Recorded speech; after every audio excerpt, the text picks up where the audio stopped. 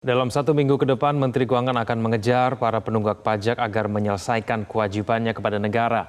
Akankah misi Purbaya berhasil dan strategi apa yang akan dilakukan? Untuk membahasnya telah bergabung bersama kami ekonom Universitas Paramadina Wijayanto Samirin. Pak Wija, selamat malam.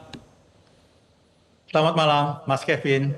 Ya, Pak Wija, terima kasih atas waktunya. Pak Wija, apakah mengejar 200 penunggak pajak dengan target 60 triliun rupiah dalam waktu 3 bulan sampai tahun ini berakhir adalah sesuatu yang realistis, Pak Wija?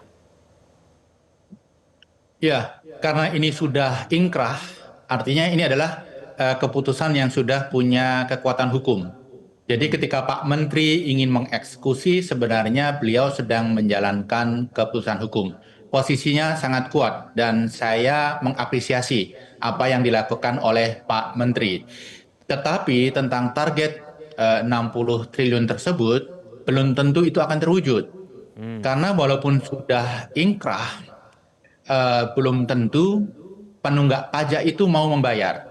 Ya. Kalau mereka tidak membayar, kemungkinan besar akan banyak yang kesulitan membayar, maka pemerintah bisa menyita asetnya. Nah, padahal kita tahu aset perusahaan itu mayoritas, bahkan hampir semua itu umumnya dijaminkan untuk kredit perbankan.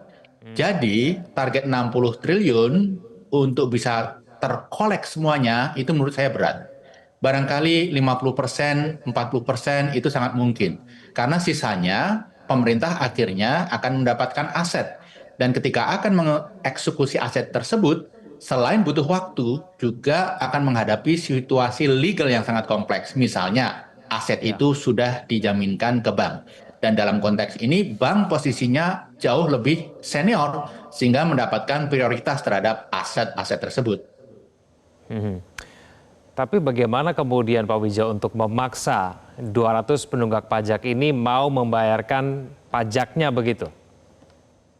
Ya, saya rasa memang karena ini sudah keputusan yang berkekuatan hukum, dieksekusi saja, ditagih.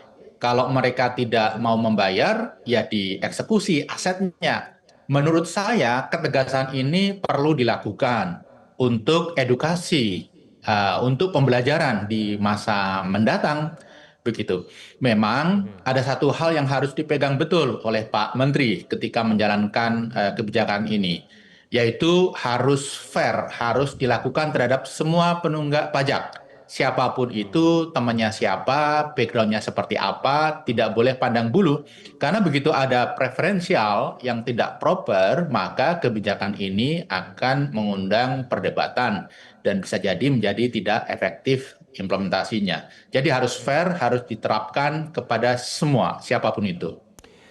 Kalau tidak 60 triliun rupiah, Pak Wija kan katakan ini berat kayaknya ya. Yang realistis itu dapatnya berapa triliun, Pak Wija? Sulit diprediksi ya, tapi kalau Mas Kevin tanya ke saya, perkiraan saya 50% hingga 40% itu bisa tertarik. Sisanya ini akan mempunyai implikasi jangka panjang.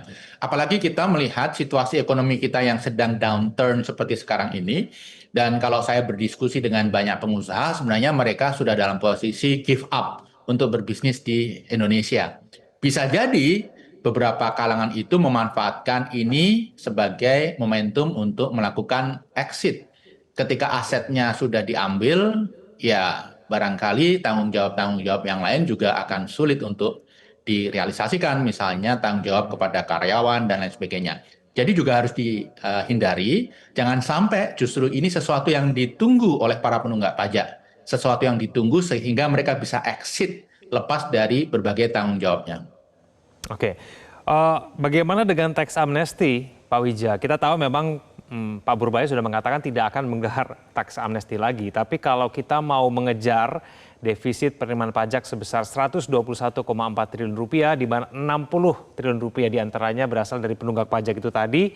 Kalau misalnya tax amnesty itu bisa lebih cepat tercapainya begitu?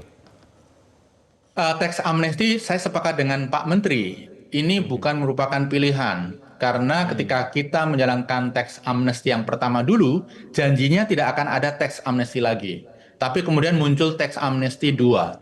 Nah, kalau Oke. sekarang muncul teks amnesti 3, maka kredibilitas pemerintah akan rusak. Jadi menurut saya dalam konteks ini pemerintah idealnya mengedepankan kredibilitas daripada sekedar mencari tambahan penerimaan dari pajak.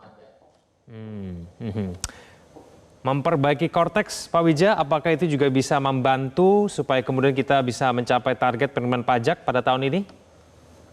Oh, sangat. Korteks itu kalau bisa dijalankan dengan sempurna, ini membuat penghindaran pajak itu sulit dilaksanakan. Karena ini end to end, semua transaksi beli, jual, sampai ke di mana uang itu ditempatkan, itu semua terbaca. Jadi sangat sulit untuk bisa melakukan manipulasi. Memang sayangnya Korteks ini banyak masalah. Karena begini, ada begitu banyak diskresi kebijakan pajak yang setiap saat dikeluarkan oleh pemerintah. Diskresi kebijakan pajak ini yang membuat iklim dan sistem perpajakan di Indonesia itu sangat rumit, salah satu yang paling rumit di kawasan. Sehingga ini menjadi kendala sistem seperti Korteks untuk bisa berfungsi dengan baik. Saya ingat, Korteks itu sebenarnya dibahas sejak Pak Yusuf Kala masih wakil presiden. Jadi Jokowi jilid 1. Saya staf khusus Pak JK bidang ekonomi waktu itu ketika akan mendorong perencanaan Korteks, sebenarnya banyak pihak yang mengusulkan termasuk World Bank. Sebaiknya sebelum dibikin Korteks, kebijakan pajak itu disimplify dulu. Indonesia ini terlalu banyak diskresi, sehingga kalau dibuat sistem yang mengakomodasi berbagai diskresi itu, potensi sistem tidak bisa berjalan dengan baik itu sangat tinggi. Nah, waktu itu memang pilihannya go ahead dengan situasi perpajakan ekosistem dan regulasi seperti existing, sehingga memang dampaknya seperti yang kita lihat sekarang ini. Nah, apalagi akhir-akhir ini kan ada begitu banyak diskresi pajak nih, keringanan ini, diskon ini, itu, dan lain sebagainya. Nah, ini menambah rumit Korteks, sehingga menurut saya perlu waktu cukup lama untuk membuat Korteks ini bisa berfungsi sesuai harapan. Oke, baik, kita akan tunggu nanti seperti apa target penerimaan pajak pada tahun ini. Apakah kemudian 200 penunggak pajak itu akan mau membayar semuanya sampai kemudian 60 triliun rupiah, kita nantikan bersama. Pak Wija, terima kasih sudah bergabung sama kami di Prime Time News. Selamat malam. Jelajahi cara baru mendapatkan informasi. Download Metro TV Extend sekarang.